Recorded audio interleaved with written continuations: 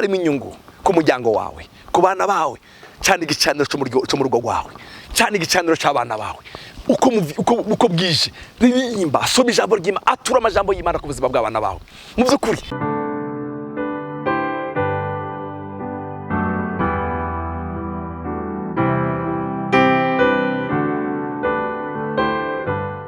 Shalom, ubuntu bw'Umwami wacu Yesu Kristo bwanze imitima yanyu.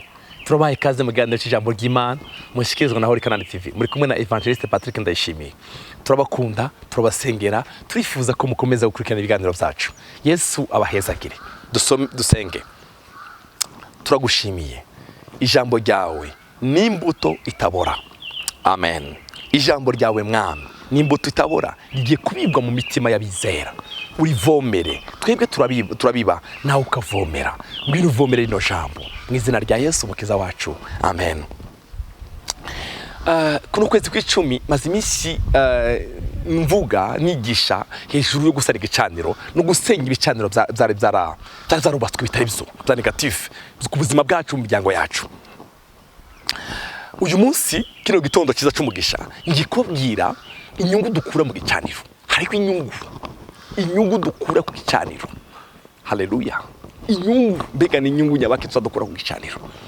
Iyo mu bisanzwe igicaniro mvuga n'amasengesho n'ijambo ry'Imana n'ubuzima bw'amashimwe. Ico nico gicaniro cyacu. Igicaniro cyacu cy'igisaniro rishasha n'ubuzima bw'ubusabane bwacu n'Imana, n'ubuzima bwo gusenga, n'ubuzima bwo gusoma ijambo ry'Imana. Iyo nahaye umwanya ubu n'ubuzima. Haleluya. Niki gihinduka mu buzima bwanje? Niki gihinduka mu by'ukuri ku buzima bwanje? Reka dusome izaburi yanditse na Mose ya 92:12. Dusome 30 y'izaburi. Twumve ibiva iyo umuntu yegereye Imana. Ngene ubuzima bwe buzabusa, ngene buzobumera. Haleluya. Umugororotsi azototahara kigazi, azoshigwa hejuru kigiti kisendereye Lebanon. Umugororotsi azototahara. Haleluya. Amen. Iyo turi ku gicaniro turatotahara. Umukiranutsi. Haleluya. Iki narababwiye mu kintu ca mbere umuntu akora agiye ku gicaniro nukuzana umutima ukiranuka Imana. Umutima utari mu ijwi kwagiriza ikibi, umutima utari mu bweshi, umutima utari mu busambanyi n'ubwibone n'ibikizavyaha byose urashiga hariya. Haleluya. Hama ukaza imbere y'Umwami wawe, ukaza imbere y'Umwami wawe. Uyu mwanditsi Mose arandika ngo umugororotsi wanje, umukiranutsi azototahara. Haleluya. Ikigazi bambwiye yuko ari igiti gifite imizi miremire, kigira ubutunzi. Ikigazi kiratunze, ni igiti gifite ubutunzi bwinshi. Nta kintu na kimwe cyo kukigazi gitabwa, nta kintu na kimwe. Ikintu cyose cyo kukigazi gifite ubutunzi bwacu. Uyu mwanditsi agereranya rero umukiranutsi kikiga azototahara, cyama gitotahaye. Amen. Umurongo wa 13. Abatewe. Haleluya. Abatewe mu ngoro y'Umwami, mu ngoro y'Uhoraho bazototaharira mu nyubako z'Imana yacu. Abatewe. Hariho kumadika ikintu no gutera kigafata. Abashinze imizi muri Kristo, abashinze imizi mu Mwami wacu. Haleluya. Abashinze imizi mu masengesho, abashinze imizi mu ijambo ry'Imana, abashinze imizi mu kubaka ubusabane bwabo n'Imana. Mwumvirize ngene icyo yabavuzeho. Haleluya. Abatewe mu ngoro y'Umwami wacu bazototahara mu nyubako z'Imana yacu. Abatewe mu ngoro, abatewe ku gicaniro cy'Umwami, abari ku gicaniro cy'Umwami bazototaharira mu nyubako z'Imana yacu. Mwumve ndababwire ikibanza cyo gutotahariramo ni kihe? Nahanye ku gicaniro. Iyo turi ku gicaniro ubuzima bwacu buratotahara, ubuzima bwacu busa neza, ubuzima bwacu bwuzuye umunezero. Haleluya. Abatewe abimizi yawe ishinze muri we. Paulo yabwiye Abakolosayi ngo mwubakwe muri we, mushinge imizi muri we.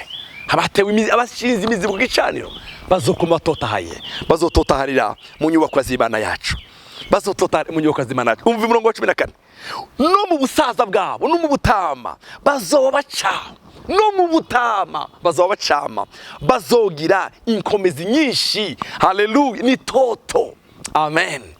Kandi mu birabe no mu buzima busanzwe, no mu buzima busanzwe abantu bari mu Mana, abantu bari mu ijambo, abantu bafite ijambo ry'Imana, abantu bazuka basenga, abantu bazuka basoma ijambo ry'Imana, aba bantu baratotahaye. Barashobora kuba badafise ibibahagije byo muri iyi si, ariko ubuzima bwabo buraryoshe.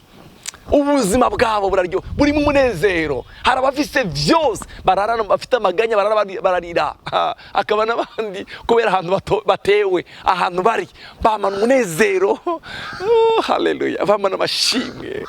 Haleluya. No mu butama bwabo, no mu busaza bwabo, bazoba bacama, bazoba batotahaye. Haleluya. Kubera iki? Hariho ahantu bateye, hari ahantu imizi yabo ifashe. Imizi yabo ntabwo ifashe ku byo batunze, imizi yabo ifashe ku Mana, imizi yabo ifashe mu gicaniro, imizi yabo ifashe ku gitaramo. Sifa kwa Yesu Masiya uyimidiwe milele.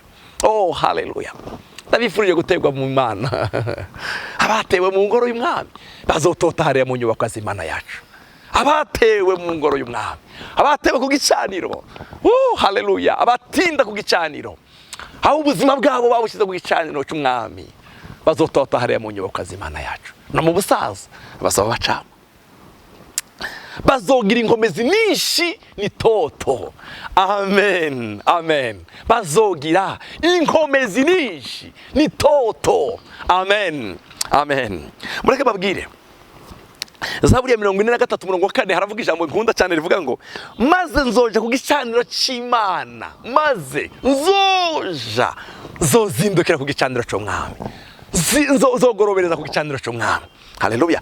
Ku Mana niyo munezero uzana ibineza neza byanje.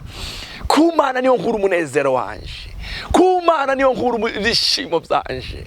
Ku Mana niho umunezero wanje uturuka. Haleluya. Zoja ku gicaniro cy'Umwami, zoja ubuzima bwanje kubera ariho butuye, zoja ku gicaniro cy'Umwami. Haleluya, haleluya. Ku Mana niho umunezero ibineza neza byanje biri.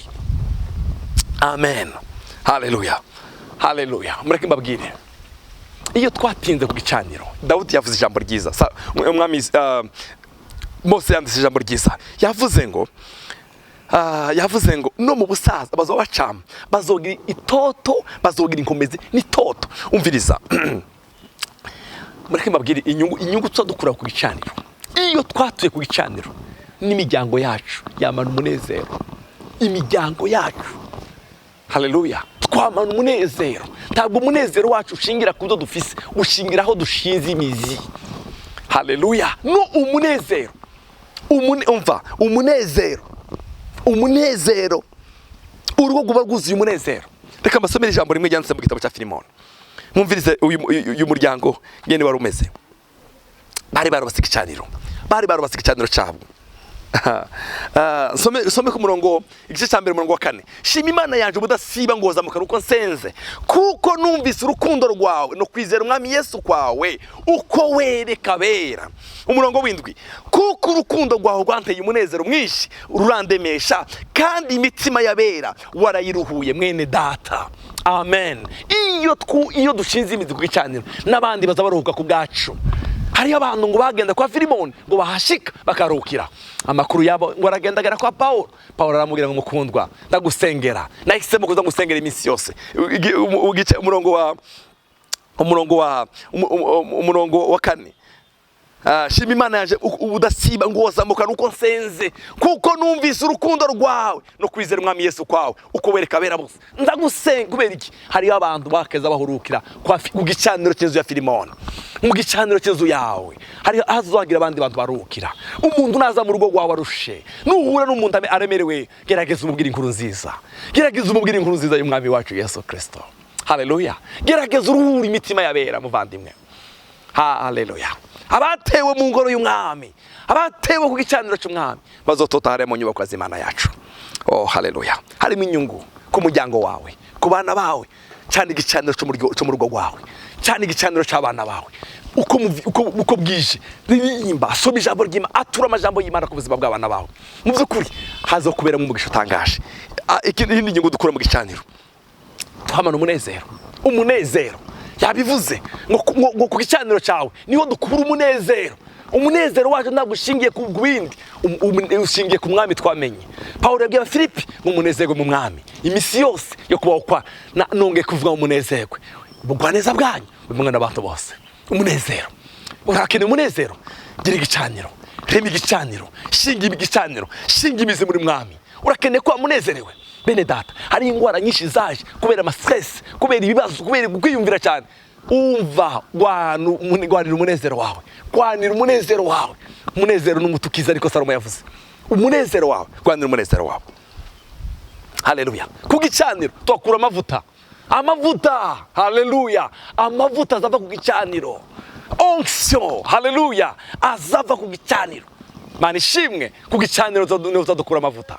Imana ishimwe. Oh, sifa kwa Yesu. Ku gicaniro niho uzadukura amavuta yo gukiza, yo kubohora, yo kwirura. Amavuta, urakeneye amavuta, tinda mu gicaniro. Amen. Amagara meza tutakura ku gicaniro. Amagara meza, haleluya. Amagara meza tutakura ku gicaniro.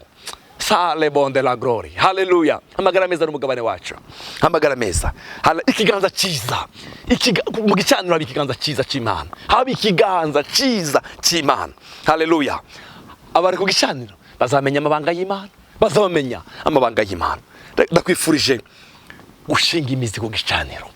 Abatewe mu ngoro y'umwami, abatewe imizi ku gicaniro bazototahara mu nyubako z'Imana yacu. No mu busaza bwabo bazobacamo, no mu busaza, no mu butama bazobacamo, bazobafite itoto, bazobafite umunezero mu maso habo. Haleluya. Hazobahuzuye umunezero n'amahoro. Ndakwifurije gutura ku gicaniro. Data mu izina rya Kristo Yesu, oh, uduha inzara n'inyota zo gutura ku gicaniro. Sifa kwa Yesu. Uduha imbaraga zo gutura ku gicaniro, uduha ubuzima bwo gutura ku gicaniro. Izina ryawe rihawe icubahiro. No mu busaza bazobacamo. Urakoze. Icubahiro kibi cyawe mu izina rya Yesu mukiza wacu. Amen.